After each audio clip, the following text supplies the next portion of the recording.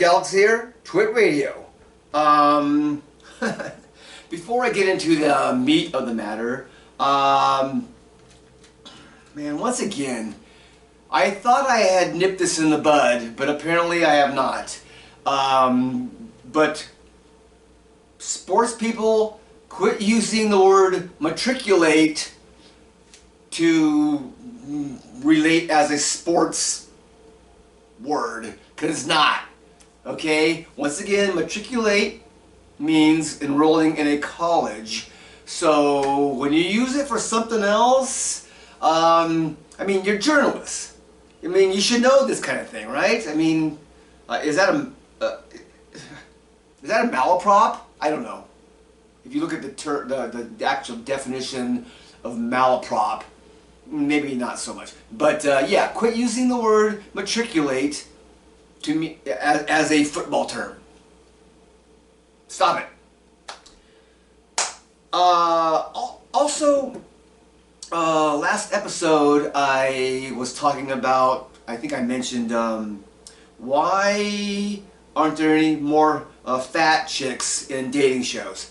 I think I might have used the term pleasingly plump, but yeah, some people said, hey, Eric, man, dude, you gotta lay off the, but I was just trying to basically say that, we need more fat chicks. I mean, in dating shows. I mean, come on. We've all known some fat chicks. They're, yes. So, just saying. Is that an oops moment? Maybe. I don't know. We'll see. I might put that in it later. All right. So we just had championship last week. Championship weekend, they call it. Shout out to Mike McCarthy, who said that they were champions, and people derived, no, you're an idiot, Mike McCarthy, for saying you're champions, because, I mean, they brought out the t-shirts. You get a t-shirt that says champions on it, then you're champions, right? So, yeah, Kansas City Chiefs, Ravens game, I mean, it was what it was.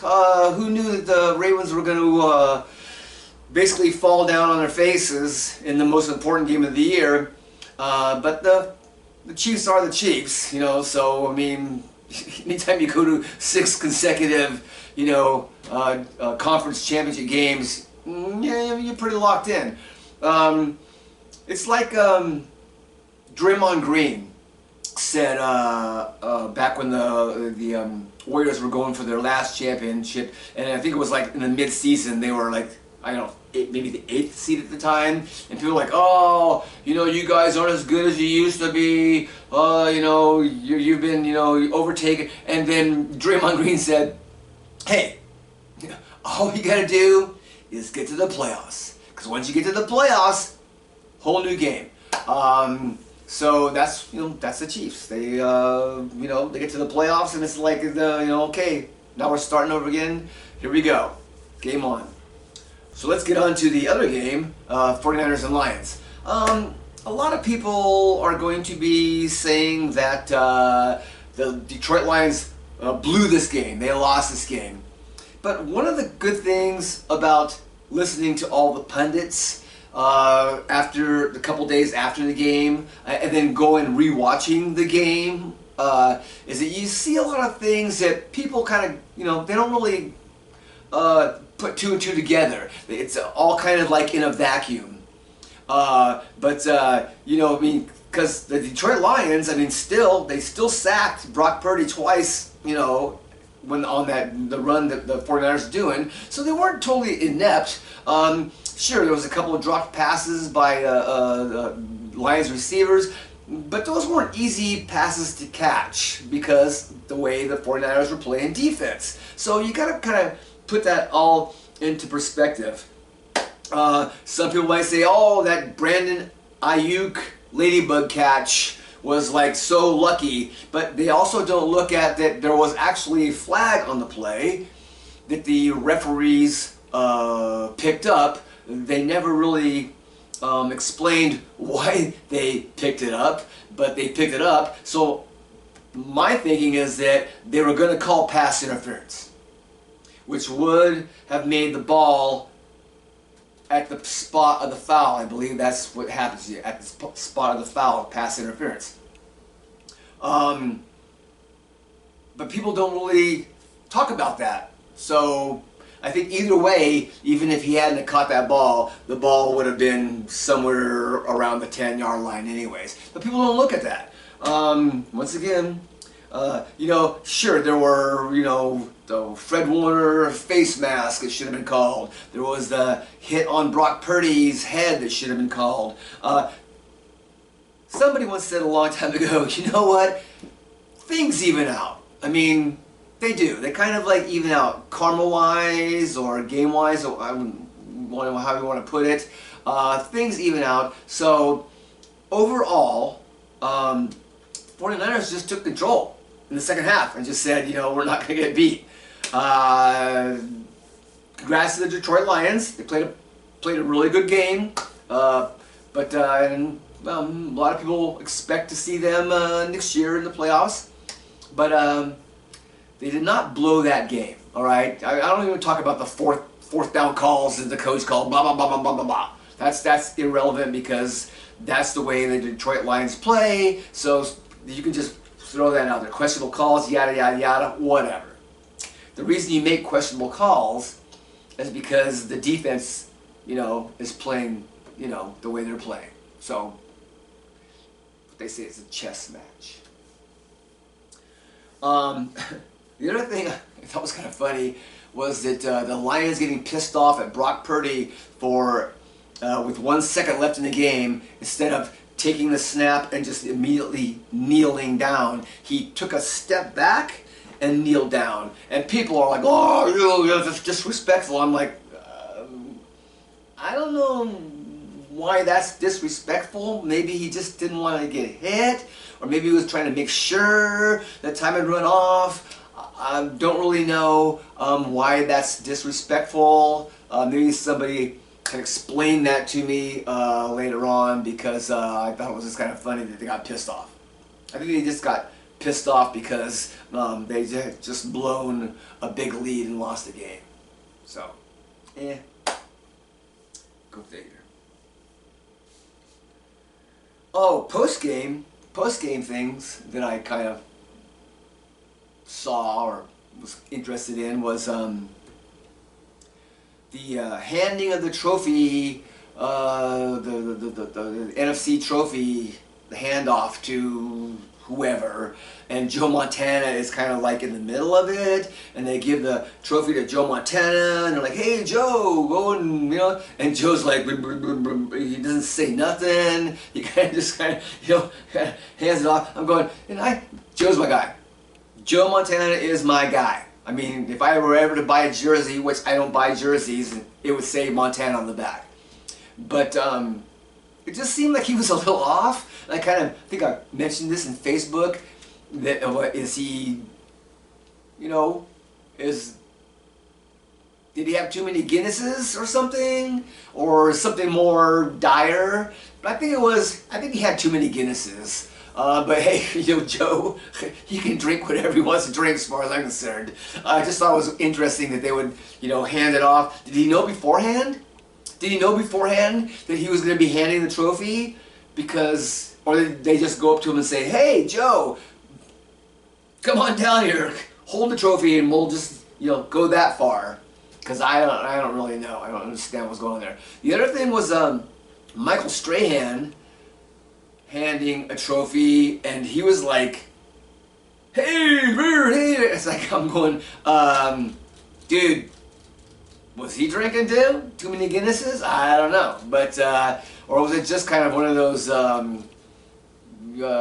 schoolgirl moments where it's like, tee, oh, I can't believe I'm doing this type of thing. Because it was kind of strange, that also. So, but yeah, so now we're on to the Super Bowl.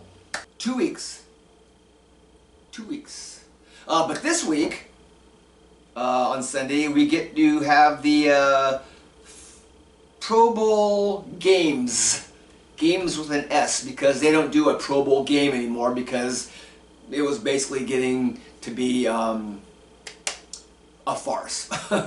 It was like, okay, we're just wasting everybody's time, just paying a lot of money for nothing. I kind of like the new format, the skills competition and everything.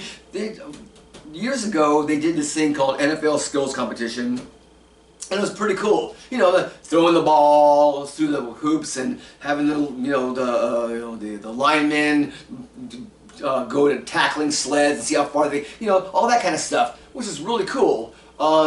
So I'm kind of into that. At first I kind of wasn't. It was like, okay, but now I'm kind of like, man, it's kind of growing on me because I liked that old NFL skills competition stuff, and now they're doing instead of like a regular Pro Bowl game in helmets and pads, they're doing flag football, which is kind of interesting because you're not playing 11 on 11 in flag football. But yeah, I think that's kind of cool. It's also interesting that they're doing the flag football thing because apparently, well, not apparently, it is for sure, flag football is going to be a Olympic sport in 2028 when the games are held in LA. Flag football is an Olympic sport now. Apparently, and I thought, well, really? Flag football? But apparently there's like 75 countries that have flag football leagues. So that got me to thinking, okay, I can probably name off 10, 20, countries that would be playing flag football. I mean, you got your obvious, Canada, USA, probably England, European countries, Germany, whatever. But then I start thinking, who's 70 through 75? I mean, where are you getting down into, what countries? I mean, you start thinking Ghana, African country, Nigeria. Nigeria would probably be up there, anyways. But I mean, Mozambique. I mean, who is the 70 through 75? Qatar? Is it Qatar or Qatar? I can never figure that one out.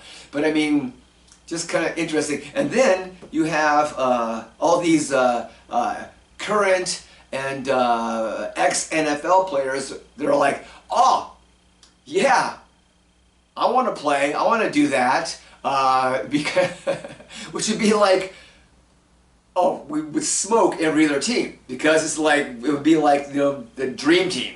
Be like, oh yeah, you got Peyton Manning or Eli Manning throwing the ball to Chad Ochocinco, or Randy Moss or whatever. It's like, what other nation is going to beat us in flag football when we got those guys playing?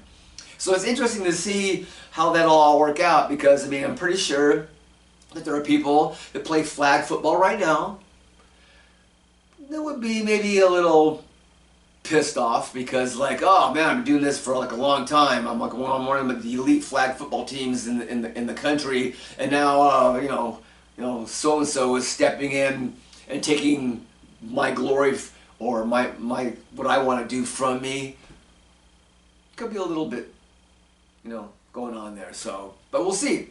Flag football is going to be an Olympic sport in 2028. Speaking of Super Bowl, anybody who knows me knows that I am a Cleophile. I love commercials. I'm the kind of guy that will be watching TV, rewind the commercial to look at it again if I like it. That's just me. Thank God for DVR, right? Yeah, I'll, and in the Super Bowl, obviously, Super Bowl is like the epitome of Cleophiles everywhere. It's like the commercials, right? You gotta watch the commercials because I mean, I can't even go to the bathroom. I gotta have a bucket next to I'm just kidding. All right, I got DVR, I can pause. So, but yeah, the commercials, the Super Bowl commercials are like, ecstasy for people like me. But now, I noticed that in this past weekend, the championship weekend, that they're starting to have the pre-Super Bowl commercials. They have that one with who's that? Ken Jeong's in now, and there's another one with I can't remember who's in it, but if there are the commercials that say coming 2/11, which we all know is the Super Bowl day, coming dun dun dun, and you kind of it's like a trailer for Arnold Schwarzenegger. That's the guy. Yeah, that's the other one. But but you start seeing the pre Super Bowl commercials that lead up, the teasers, and that's pretty cool too. I like that. I like that. Like I said, love commercials. I like watching commercials. So speaking of commercials, I was watching this one commercial, and the person in it is talking, and they're saying, I'm bougie. I'm bougie. I'm bougie about the $7 deal or something like that. And I'm thinking to myself, what does bougie mean? I mean, obviously it's a slang. I mean, for the commercial. It's a slang term, I'm thinking. So I did some research. On bougie, and apparently it means somebody who's well off, but also humble. Okay, apparently it's a derivative of the word bourgeois, which means like something like a middle class extravagance or something like that. Bourgeois. So bougie, got it. But in my research, I also found out that bougie is, let me get this right, a flexible surgical instrument for dilating a passage of the body.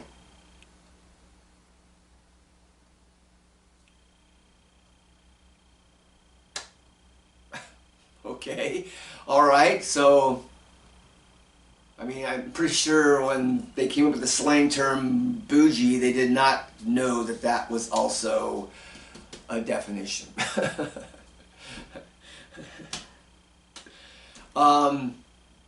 The other commercial that kind of caught my eye was, I think it's AT&T because Lily's on it. Lily. And has like some kind of focus group, support group where they're talking about all the bad deals that they have made, and because AT&T has the best deals, whatever. But the one person, she's all talking about, oh, I bought 3 coats so I could get the 4th for free, and she's wearing all the coats at once. And I'm like, well, why would you be wearing all the coats at once? But also, why is that a bad deal? You got a free coat. I mean, obviously you must have gone, and looked at, the coats to see that you liked those coats. So, and they're different colors and everything. So why is that a bad deal? I'm not sure. And then the other guy, the one guy's all, yeah, I bought these memory supplements, but I forgot to cancel the subscription or something. Haha. I'm thinking, well, you didn't forget to cancel the the subscription for the memory pills because they didn't work. You forgot because, well, you're stupid. I mean, you're stupid. Your phone has this thing in it called a calendar that you can put reminders and little timers and everything, and it goes off, you need to cancel this subscription on such and such date or whatever. So you're just stupid. Not because they didn't work. So I thought that was kind of an interesting commercial as well. Oh, this just in, I saw somebody call Brock Purdy Vanilla Vic. I thought that was awesome. Vanilla Vic because of his scrambling abilities. Vanilla Vic. I thought that was pretty funny. All right, so let's get into my shorts. I heard one of the sports TV pundits saying the other day that they were calling they said something about well, the original Monsters of Midway, the '85 Bears, and I'm like, once again, does not anybody know the history of the NFL? Because the Monsters of Midway, the Chicago Bears, was a term coined back in the 30s and was pretty much related to the teams of the defenses of the 30s and 40s of the Chicago Bears. You could even say maybe, the 50s, the 60s with Dick Butkus running around loose. So to say that the original Monsters of Midway were 85 Bears, incorrect. Incorrect. There's this guy named Dan Orlovsky that breaks down plays and offensive plays and quarterback play specifically for teams. The guy's awesome. The guy's awesome. If you're into that kind of thing, you gotta watch this guy. He does a segment on I think it's NFL Live or something about this, and a little bit on other shows. But he should have his own show. He should have his own show called Dano Breaks It Down, or Breaking It Down with Dan Orlovsky, or something like that. Because I would watch that.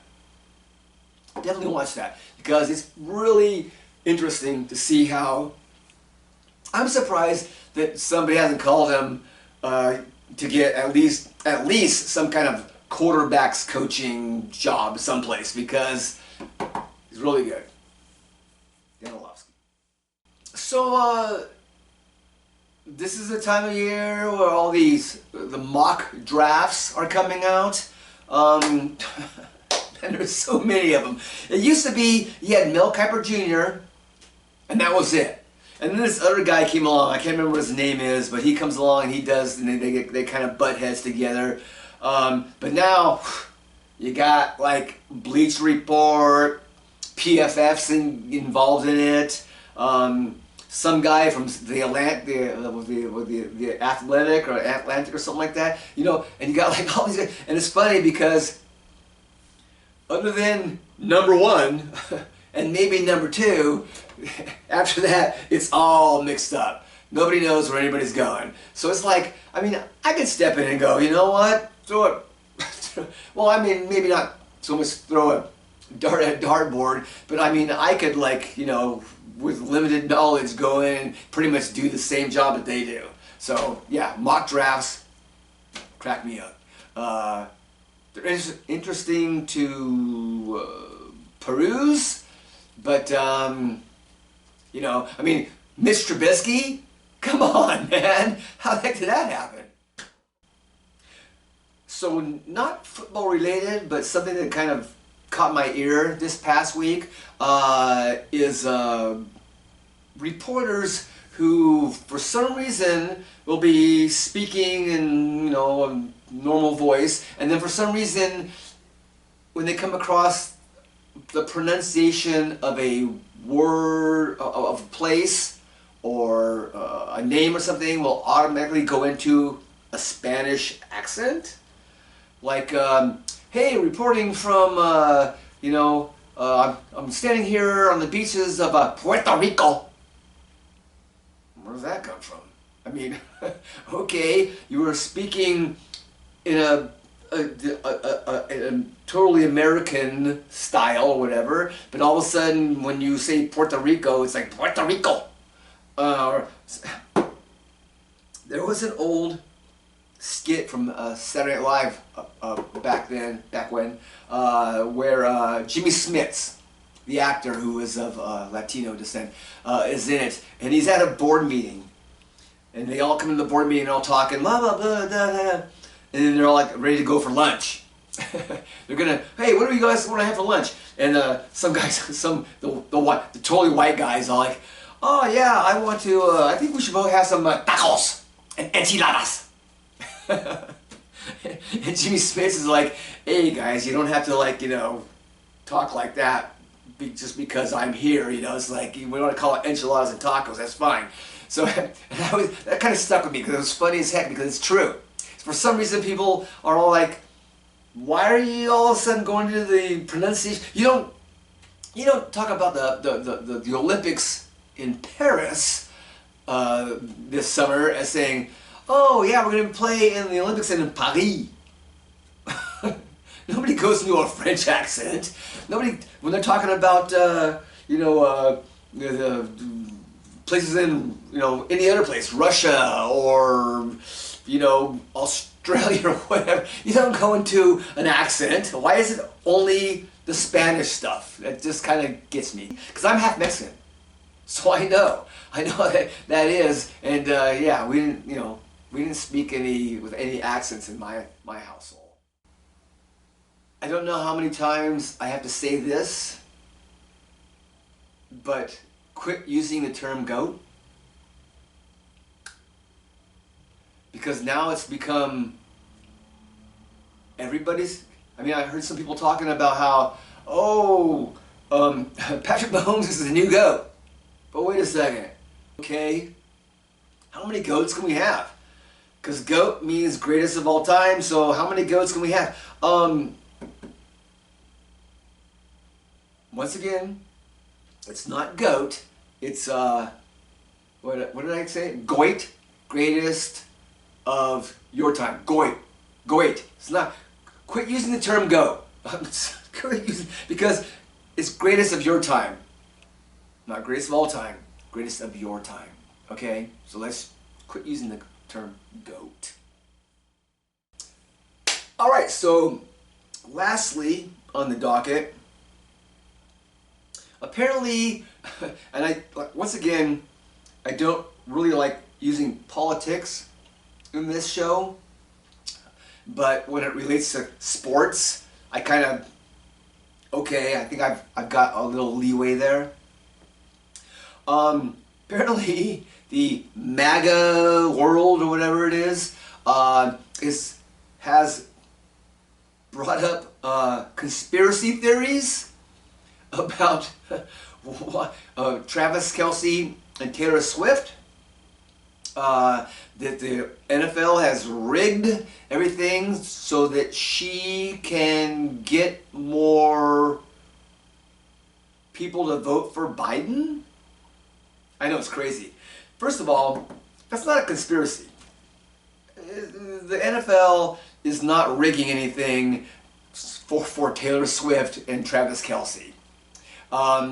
The fact that Taylor Swift does want to endorse Joe Biden, which he has done in the past, and is urging people to register the vote, which in of itself does not necessarily mean that people are registering Democrat. They're just registering. So to think that all those people are going straight to the Democrat office is not true. But that's not a conspiracy. I mean, politicians have been enlisting celebrities for decades to get more people, to make them more popular. One of the earliest ones that I can remember, Frank Sinatra and JFK. I mean, they were like thick as thieves right there. So it's been going on for like a long time to get celebrities on your side, because people like the celebrities will vote. It's not a conspiracy. It's reality. So when people I heard one guy saying that, he said, how do you explain the blow-up of Taylor Swift this year in the past 4 years? I'm like, and apparently he linked it to the Pentagon saying something, and I don't know if that's true or not. The Pentagon trying to enlist Taylor Swift as a weapon.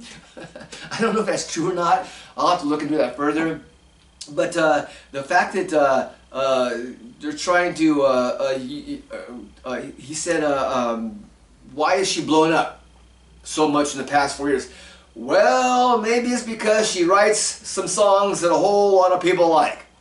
I mean, did you ever think about that? That maybe Taylor Swift is like, oh my God, because she's worked at it hard for a long time, and she's, and she hasn't really come out of the woodwork or anything. I mean, she was pretty she's been pretty popular for a few years, more than 4 years.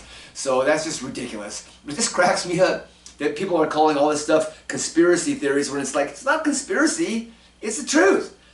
You try to get celebrities to help you win an election. Been going on for a long time. So you can take that conspiracy theory bullshit and, well, you know what you can do with it. Alright, well that wraps it up for another episode of Twit Radio with Erik Galaxie. And as always, Jim Plunkett, Hall of Fame. Peace.